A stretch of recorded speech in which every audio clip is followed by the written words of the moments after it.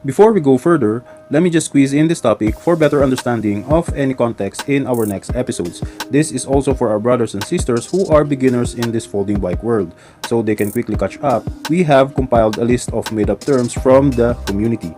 The terms are categorized as actual terms being used in the global scale, terms from the biking community in general in the Philippines, and terms from the folding bike community. Do note that although we have attempted to make the definitions here as exact as possible, most of these were interpreted only on the contextual basis. While we have ideas as to how some of these terms came to light, we have decided not to include it in the definition as it may ignite disagreements. Simply put, these terms are for certain enlightenment or basic understanding only. It is for our would-be bike buddies so that they can join our conversation with ease, have fun, and enjoy the company without any strange feeling or alienation. These terms are easy to understand, so I'll just expound on the ones that need a bit of explanation and background.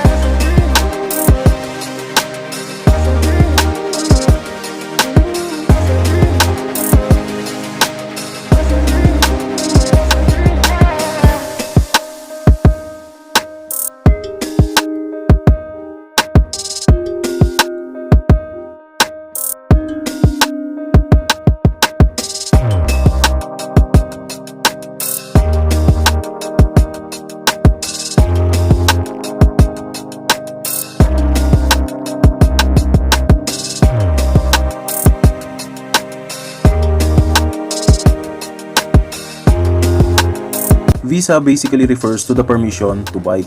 The question is, why would you need to seek for permission? Simple lang naman, if you are a responsible family man, kailangan mo talaga magpaalam. This is to preserve harmony in the family since even a half day is considered a significant amount of time. Baka kasi may pupuntahan kayo ng family or anything na mas importante ang gawin. Basically, it's just being ethical.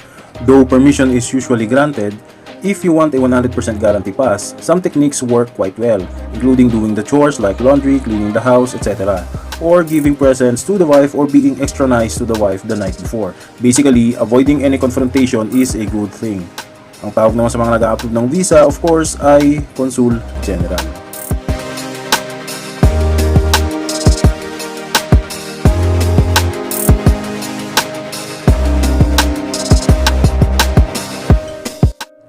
Huwag nating seryosohin tong term na to dahil it's meant to be funny. Basically, ibig sabihin lang nito is naloko ka ng, let's say, tropa mo nung inaya ka niya ng ride at sinabi sa'yo na madali lang where in fact parang impyerno pala. So, just like the real meaning of the word, nabudol means naloko. Itong ipinagbabawal na technique is another term which should not be taken too seriously. It's not actually meant to offend, but instead make some fun out of an otherwise serious situation. Halimbawa, nag-trail ka and sobrang pagod ka na talaga mag-bike pa uwi. So instead na mag-bike all the way pa, nag-taxi ka na lang pa uwi with your bike. So yan yung isang example ng pinagbabawal na technique. Hindi naman ito limitado sa pagsasakay lang sa public transport ng bike, although dito siya talaga usually na ginagamit or nakikita. So in a nutshell, ang ipinagbabawal na technique ay mga discarding hindi sumusunod sa usual na proseso or yung mga strategies that doesn't seem to follow the norm. Not necessarily illegal, pero may certain consequences, lalo na sa image mo, pero ang kapalit naman ay mas makakabuti sa iyo. So that's basically it for this topic. If you're able to learn a bit from this, just give us some like. I know there's actually more biking terms out there, but just leave some in the comment section for our newbie bike buddies para naman nakakasabay pa din sila sa ating group conversations when we stop for a quick rest.